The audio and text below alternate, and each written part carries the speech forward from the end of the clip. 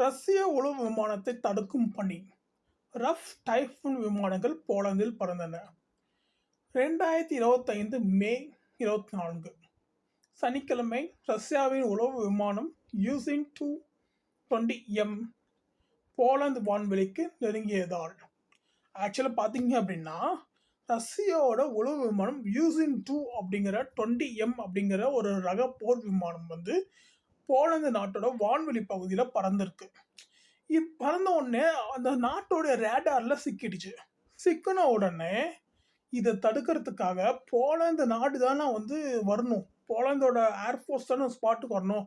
அதுக்கு பதிலாக Britain Royal ஏர்ஃபோர்ஸின் typhoon FGR-4 போர் விமானங்கள் அவசரமாக புறப்பட்டன. பாருங்க, போலந்து நாட்டை பாதுகாக்க பிரிட்டிஷ் வருது. சரிப்பா, இந்த போலந்து நாடை பற்றி ஏன் பேசுகிறேன்னு கேட்டிங்க அப்படின்னா, இந்த போலந்து நாடு நேட்டோ நாட்டோட கூட்டமைப்பில் இருக்கு. ஓகேவா? அதாவது செகண்ட் வேர்ல்டு வாருக்கு அப்புறம் அமெரிக்காவுக்கு சப்போர்ட் பண்ணுற நாடுகள் எல்லாம் ஒன்று சேர்ந்து எங்கள் நாடுகளோட சபையில் ஏதாவது ஒரு நாடு அட்டாக் பண்ணிங்கன்னா அமெரிக்காவும் சேர்ந்து ஒட்டுமொத்த நாடும் சேர்ந்து நாங்கள் அட்டாக் பண்ணுவோம் அப்படின்னு ஒரு சபையை கூட்டினாங்க. அந்த சபையோட ட்ரீட்டியோட பேர் தான் வந்து நார்த் அட்லாண்டிக் ட்ரீட்டி ஆர்கனைசேஷன். அதோட முதல் எழுத்து தான் NATO, நேட்டோன்னு வச்சுருக்காங்க. இப்போ இந்த நேட்டோ தானே ஸ்பாட்டுக்கு வரணும், அதுக்கு பதில் பிரிட்டிஷோட ராயல் ஃபோர்ஸ் அங்கே ஸ்பாட்டுக்கு வந்திருக்கு. ஓகேங்களா? 2 த ஆர்மி கோஆப்ரேஷன் ஸ்குவாட்ரனில் சேர்ந்த 2 டைஃபூன் விமானங்கள் 140 வின் கட்டுப்பாட்டில் மால்ஃபாக் விமான நிலையம் இருந்து புறப்பட்டன. ஓகேவா?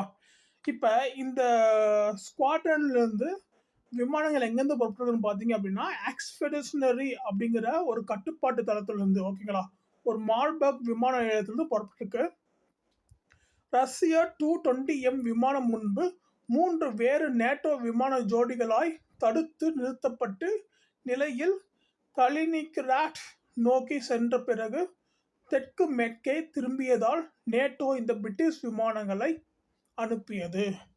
ஆக்சுவலாக பார்த்தீங்க அப்படின்னா இவங்க வந்து மால்ஃபாக் அப்படிங்கிற விமான நிலையத்திலிருந்து தன்னுடைய ராயல் ஏர்ஃபோர்ஸ் வந்து பிரிட்டிஷ் வந்து ஏவிருக்காங்க. ஓகேங்களா? இந்த மால்ஃபாக் விமான நிலையம் வந்து எங்கே இருக்குது பார்த்தீங்கன்னா நம்ம போலந்து நாட்டில் இருக்கு. ஓகே, போலண்ட்லேருந்து அனுப்பியிருக்காங்க. ஓகே, போலந்து நாட்டிலேருந்து புறப்படும் போது போலந்து நாடு தான் வர முடியும். அங்கேருந்து இந்த பிரிட்டிஷ் ஏர்ஃபோர்ஸ் வந்து அனுப்பியிருக்காங்க. அது மட்டும் இல்லை, 3 பேர், ஓகேவா, அதாவது 3 ஜோடி. ஓகேவா? 3 ஜோடி என்ன, ஒரு பேருங்கிறது 2 சர்க்கிள், 3 பேர் அப்படிங்கிறது கிட்டத்தட்ட 2 + 2 6 6 போர் விமானத்தை அனுப்பியிருக்காங்க பிரிட்டிஷ் ஏர்லைன்ஸ். 6 போர் விமானத்தை அனுப்பி அதாவது அனுப்பும்போது நம்ம ரஷ்ய உளவு விமானம் வந்து எஸ்கேப் ஆகிறதுக்கான சான்சஸை வந்து பார்த்துருக்கு. அந்த சான்சஸ்லாம் வந்து தெற்கு மேற்கே திரும்பியதனால், அதனை தெற்கு மேற்கே புரியலையேன்னு கேட்டிங்க அப்படின்னா, அந்த பூமி உருண்டை ஜப்பானும் அமெரிக்காவும் வேர்ல்டு மேப்பில் ரொம்ப டிஸ்டன்ஸ் பெருசாக இருக்கும். ஆனால் அந்த பூமி உருண்டை அந்த வேர்ல்டு மேப்பில் நீங்கள் சுருட்டினீங்கன்னா ஜப்பானும் அமெரிக்காவும் பக்கத்து பக்கத்துலேயே தான் இருக்கும். ஓகேங்களா? இதுதான் எங்கள் கான்செப்ட். ஓகேவா? ஸோ இப்போ வந்து ரஷ்யாவோட பார்டரும் அமெரிக்காவோட பார்டரும் ஒரே டைரக்ஷனில் இருக்கும். அதனால் இவங்க மேற்கு திசையில் திரும்பினதுனால நாங்கள் வந்து அரெஸ்ட் பண்ணியிருக்கோம் அப்படின்னு சொல்கிறாங்க. ரஷ்யா 220M விமானம் எந்த பறக்கும் திட்டத்தையும் தாக்கல் செய்யப்படவில்லை. இவங்க வந்து அந்த பகுதியில் பறக்கணும் அப்படின்னா அவங்க ஏதாவது ஒரு இன்ஃபர்மேஷனை அனுப்பிட்டு தான் அந்த நாட்டு மேலே பறக்கணும். அப்படி எதுவுமே இவங்க சிவில் விமான கட்டுப்பாட்டுடன் தொடர்பு கொள்ளவில்லை. அப்படி இவங்க எதுவுமே அவங்களுடைய ஏர்லைன்ஸ் கண்ட்ரோலுக்கு வந்து மெசேஜும் அனுப்பலை, கம்யூனிகேட்டும் பண்ணல, ஸ்குவாட் வழங்கவில்லை. ஓகேங்களா? ஸ்குவாக் அப்படிங்கிற ஒரு சிக்னல் இருக்கும், ஏர்ஃபோர்ஸில் வந்து பயன்படுத்துவாங்க. அந்த சிக்னல் கூட அவங்க வந்து யூஸ் பண்ணல. இதனைத் தொடர்ந்து டைஃபூன் விமானங்கள் பால்டிக் கடல் வான்வெளியில் அந்த விமானத்தை பறிப்பு செய்து டேனிஷ் குயிக் ரியாக்ஷன் அலர்ட் படைகளிடம் ஒப்படைத்தன. டேனிஷ் குயிக் ரியாக்ஷன், ஓகேவா? குயிக் ரியாக்ஷன் என்ன, குயிக் ஹியூமன். அப்போ நம்ம நாட்டில் குயிக் ஹியூமன் யாரை சொல்லுவோம்? போலீஸ் ஆஃபீஸர்ஸை நம்ம குயிக் ஹியூமன் சொல்லுவோம். அதே மாதிரி ஏர்ஃபோர்ஸில் குயிக் ரியாக்ஷன் அலர்ட் QRA அப்படிங்கிற ஒரு அமைப்பு இருக்குது. அந்த அமைப்புக்கிட்ட இந்த ப்ராப்ளத்தை சப்மிட் பண்ணிட்டாங்க. ஒரு RAF பைலட் கூறியிருக்காரு. என்ன கூறியிருக்காருன்னா, COOTA விமானத்தை பிடிக்க எனக்கு ஆணை வழங்கப்பட்டது. பிடிப்பை உறுதி செய்ததும் நேட்டோ வழிகாட்டியபடி விமானத்துடன் ஒத்துழைப்பு செய்து அதன் பாதுகாப்பை உறுதி செய்தோம். அதாவது பார்த்தீங்க அப்படின்னா, கூட் ஏ அப்படிங்கிற இந்த உளவு விமானத்தை வந்து பிடிக்கிறதுக்காக பிரிட்டிஷ் ஏர்லைன்ஸை அனுப்பியிருக்காங்க. இவங்க அனுப்பி என்ன பண்ணியிருக்காங்கன்னா, கம்ப்ளீட்டாக இவங்க வந்து போய் சரண்டர் பண்ணல. அங்கே இருக்கிற ரஷ்ய உளவு விமானமும் வந்து சப்போர்ட் பண்ணியிருக்கு இவங்களோட. ஓகேங்களா, அதான் இவர் தெரிவிக்கிறாரு. நாங்கள் போயிருந்தோம், அங்கே வந்து அந்த ரஷ்ய உளவு விமானத்தை பார்த்தோம். அவங்க வந்து எங்கள்கிட்ட கம்யூனிகேட் பண்ணாங்க.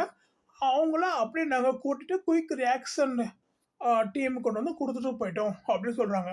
அவர் மேலும் கூறினார், இந்த பணி மிகவும் நியாயமான முறையில் சர்வதேச சட்டங்களை கடைபிடித்து நடத்தப்பட்டது. ஆமாம், அது ரஷ்யாவோட உளவு விமானம். ஸோ இன்டர்நேஷ்னல் லாஸ் அண்ட் ரெகுலேஷன்ஸை யூஸ் பண்ணி தான் எல்லாமே பண்ண முடியும். ஓகே, ஆர்ஏஎஃப் பேச்சாளர் சொன்னார், நேட்டோ 24x7 நேரமும், அதாவது 24 மணி நேரம் 7 நாட்கள் எப்பயுமே, அதாவது இதை பார்த்தீங்க அப்படின்னா ஜெனரலாக சொல்லுவாங்க ஆல் டைம் அப்படிங்கிறத 24x7 சொல்லுவாங்க. நேரமும் எச்சரிக்கையுடன் ஒற்றுமையை பாதுகாக்கும் துடிப்புடன் செயல்படுவது.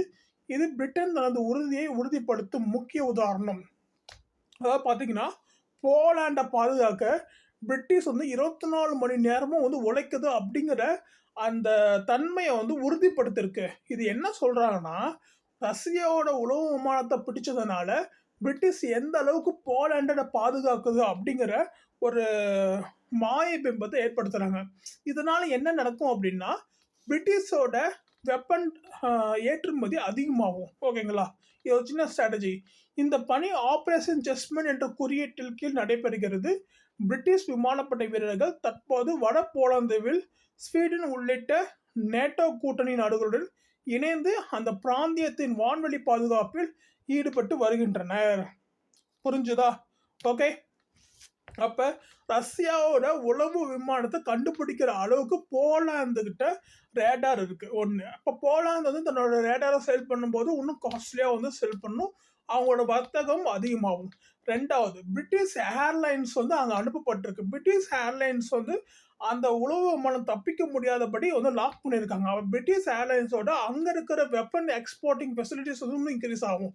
ஓகே, மூணாவது, பிரிட்டிஷ் வந்து நேட்டோவோட சேர்ந்துருக்கு. ஓகேவா, அப்போ பிரிட்டிஷ் நேட்டோவோட சேர்ந்துருக்கு அப்படின்னா உலக அரசியலில் வந்து உலக ஆயுத வியாபார அரசியலில் பார்த்தீங்க அப்படின்னா இது ஒரு சின்ன ஒரு ஸ்ட்ராட்டஜியை வந்து சேஞ்ச் பண்ணுது. ஓகேவா, ஸோ நீங்கள் இந்த வீடியோஸை பார்த்து நீங்கள் என்ன யோசிக்கிறீங்க? பிரிட்டிஷும் நேட்டோவும் சேர்ந்துருக்கு, இது ரஷ்யா எப்படி பார்க்கும்? ரஷ்யாவும் சப்போர்ட் பண்ணி தான் அவங்க வந்து குயிக் ரியாக்ஷன் டீமில் வந்து இவங்க போய் சேர்ந்துருக்காங்க. அதாவது சரணடைஞ்சிருக்காங்க. சரணடையில் ஒத்துழைச்சி அவங்களோட வழிகாட்டுதலின்படி போலந்து நாட்டில் போய் லேண்ட் ஆகிருக்காங்க. ஓகேவா, ஓகே. ஸோ இதை எப்படி பார்க்குறீங்க? ரஷ்யா, பிரிட்டிஷ், நேட்டோ இந்த 3 நாடுகளும் ஒன்று சேர்கிற மாதிரி பண்ணுறது வியாபார அரசியலுக்காகவா இல்லை வேறு ஏதாவது திருப்பு முனைக்காகவா? நீங்கள் என்ன யோசிக்கிறீங்க அப்படிங்கிறத காமெண்ட் செக்ஷனில் சொல்லுங்கள். ஓகே, இந்த வீடியோ பார்த்ததுக்கு thank you very much. Like, share, subscribe my channel. Thank you.